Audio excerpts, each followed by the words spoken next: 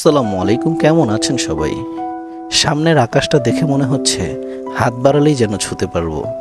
আমার স্বপ্ন যেমন বিশাল, মাথার উপরের আকাশটাও আমার স্বপ্নের মতোই বিশাল এবং স্বপ্নের মতোই সুন্দর। সৃষ্টিকর্তা এই এক আকাশের কত যে রূপ দিয়েছেন, কয়েক জীবন ধরে তা দেখতে থাকলেও মনে হয় যেন আজ আবার নতুন কোনো আকাশ দেখছি। মাথার উপরে এই বিশাল আকাশের মতো শূন্যতা নিয়ে বিস্তৃত যেই পথ পেরিয়ে যাচ্ছি, এটি হচ্ছে ঢাকার সবচেয়ে ব্যস্ততম শহরের উপর দিয়ে নির্মিত একটি ফ্লাইওভার। নাম তার হানিফ ফ্লাইওভার।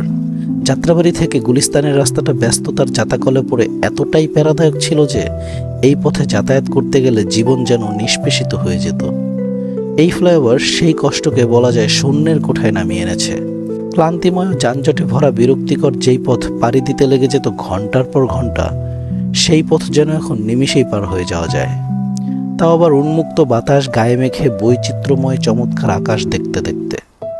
সেই সাথে দেখতে পাওয়া যায় আমার মতোই গন্তব্যস্থলের তাকাজা মনে নিয়ে ডানাহীনভাবে এক আকাশ পরিমাণ উড়ার স্পৃহা বুকে লালনকারী এক ঝাঁক পাখিদের। যেন মনে হয় শহরের সকল ব্যস্ততাকে পেছনে ফেলে আমি ছুটে চলেছি মনের গহীনে আকাশ ছোঁয়ার এক বিশাল পায়তারা নিয়ে। ফ্লাইওভারের দুপাশে চোখ বুলালে নজরে আসে এই ব্যস্ত শহরের উঁচু নিচু ইমারতসমূহ। ঐতিহ্য ও ইতিহাসের কেন্দ্রবিন্দু এই শহরটাকে মনে হয় যেন একত্রে চোখের সামনে দেখতে পাচ্ছি। গতিবিধি মেনে ধীরে ধীরে এগুচ্ছি আর মহাপরাক্রমশালীর অকল্পনীয় কুদরতে মুগ্ধ হচ্ছি।